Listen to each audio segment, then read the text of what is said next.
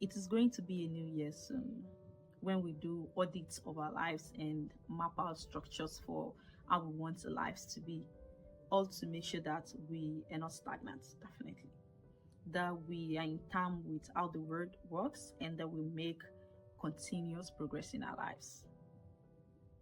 Amidst all the voices that will tell us as the year comes to an end and a new year sets to come to give up certain ways of life and go after the things we have set forth, I will be the one first to tell you that while you try to estrange certain ways of life and run towards the things you set to achieve, don't forget to look around and about you and see things to equally live for. It is true that the world we have now is one that greatly glorifies and preaches to our heads about this height, this achievement, and climbing the milestones. But the fact that breaking circles or climbing milestones or becoming a better person than you were, even in the last couple of minutes, is the order of the day, doesn't, okay, overrule the existence of the circumstances of life actually. Or are we going to say the fact that we are continually getting seasoned to conquer even things like circumstances or destiny or even biology obliterates the roles that certain inescapable conditions of life play in shaping the reality? Of course, no. People die, money gets lost, businesses fail. So many causalities of life, some of the times, render efforts useless or even futile. But if we have learned to equally live and enjoy a life where, even without being the best or having these big figures in our bank accounts or being our most astute self, I believe even when life gets very unkind, we can still have a beautiful life. And even if that is only to us, a fulfilling one. What we fail to pay attention to majority of the time as we pursue greatness is the reality that if we're not careful and just blindly focus on breaking the bones, since we believe breaking the bones reconstructs the bone, and then even in a way that we desire so much more than never getting the bone in its original form forever again, gets lost in the process. Sometimes, and for certain people, the tools to being what you are meant to be and the best that you can be are already within the grasp. But as we know, everyone is looking at everyone for directions on how to go about life, when the truth is we all have different lives happening to us and equally in front of us. But instead of looking at the things we already have, we continue to endlessly search for resources and rescues outside of ourselves. Let's see what Carl Jung has to say about this. From Amelia Jarvis' Reflections on Life and Dream, he said, and I quote, "People do not realize just how much they are putting at risk when they don't accept what life presents them with. The questions and the tasks that life sets them, when they resolve to spare themselves the pain and the suffering they owe to their nature. In doing so, they refuse to pay life's due, and for this very reason, life then often leads them astray. If we don't accept our destiny, a different kind of suffering takes its place. A neurosis develops.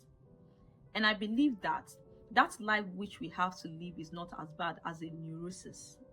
If I have to suffer, then let it be from my reality. A neurosis is a much greater cause. In general, a neurosis is a replacement for an evasion, an unconscious desire to cheat life, to avoid something. One cannot do more than live what one really is. And we are all made up of opposite and conflicting tendencies. After much reflection, I have come to the conclusion that it is better to live what one really is and accept the difficulties that arise as a result, because avoidance is much worse. If you do believe me, I was halfway into writing my essay when I stumbled upon this extract in my gallery. And even though I think it is being rather too dramatic, seeing how Kajong asserted that you either accept your reality fully or you develop neuroses. And I believe you also agree with me that this passage somewhat overemphasized just accepting your reality when the truth is there is no harm in desiring a better life.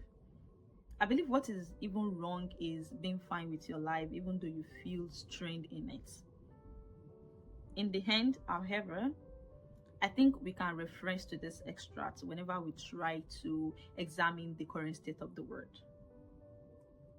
From as early as the second week of this month, December, we see people proposing what they wish to leave behind in the year 2025 and the things they look forward to in the approaching year. Automatically, we are prompt into making audits and plans on our various ends too, which is not a bad thing. But if we examine the relationship that indeed exists between neuroses and outdated terms used for mental health conditions like anxiety or depression and other feeling of unhappiness and distress, and the strains on yourself to become better, if you will, richer, smarter, gain more strength, we can then catch a glimpse into the one that exists between how in the same rate that the self-help industry seems to grow, the mental health industry appears to bloom even better. There is no denying, even if this is not something that is well thought about, okay, there is no denying that the more people strive to be better and grow and be fulfilled, the more the general mental health well-being appears to deteriorate. Our obsession with improving ourselves, even though it may look nice, be necessary, and even yield good outcomes, cost us more than just the process more often than not. When Kajong associates the pursuit of a better course of life than you are presented with eventual aggravation, I believe a lot of us probably raise our eyebrows at what seems to be like his apathy to growth or improvement in general, because even myself recognize the need and the importance in desiring a better life, especially when you feel unsatisfied with the one you naturally have. But what if you already have everything you need to become a better person and have a better life within your grasp? And instead of setting more and more milestones just like you did the previous years, you just need to look inward and pay close attention to the life you have right now in order for you to see this. What if there is the slightest chance that you're just not part of the many that are destined to find their answers from looking at the outside? We set New Year resolutions each year as a new year approaches because it is the norm. But do I even need to stress the reality that majority of us, even as early as the first 3 weeks of the new year, we already put these things behind us? And for most people, that is just unconsciously. The reason for this, I believe, is because most of us just set these resolutions because it is the order of the season. We don't put that much thought into how much work will be required to bring these things about. And months into the new year, we see people come out to talk about their achievements as related to their resolutions. And if we are the type to, we get really frustrated with ourselves and, embark on another journey of bringing these resolutions alive once again. And before you know it, we are distracted.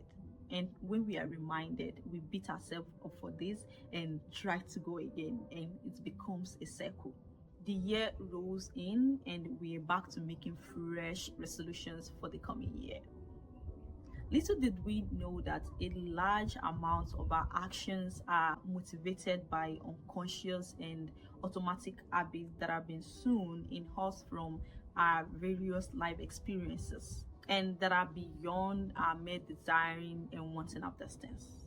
I guess that is a takeaway on striving to be more intentional when we set to achieve any type of goal, because more often than not it usually requires unfamiliar and very uncomfortable actions to bring about a new happening in your life. In the end, This remains a subtle whisper in your ears to remain kind to yourself and the life you have as of this moment in your pursuit of a better one. Because what if at the end of everything, after you're done destroying the self and the life you have right now, since the saying is you have to destroy your old self in order for a new one to emerge, you get to your destination only to find out that it is not to your expectation, or maybe it is different from what you had imagined. What are you to do then? Since you now have no self to return back to, build a brand new self. What if that also turns out to not be what you imagined? Because the only thing we are being provided with as we are encouraged to embark on this journey of this better self are just the reasons to not continue to stay how we are. Nobody really bothers to remind us of the possibility that results could just vary. We are left alone to deal with the aftermath of embarking on a journey that majority of the time cost us a place to return back to. What if the best of yourself is just the one you have right now? You're not going to know until you possess this improved self. Which is why I implore you that in your pursuit of this better and seasoned self, you learn to be kind to yourself and the life you have right now. That you learn to equally cherish this one, that you know to think of it as the best one yet, just in case. Just in case you get to your height and it turns out that it indeed is. Just in that case. So you have a self to return home to.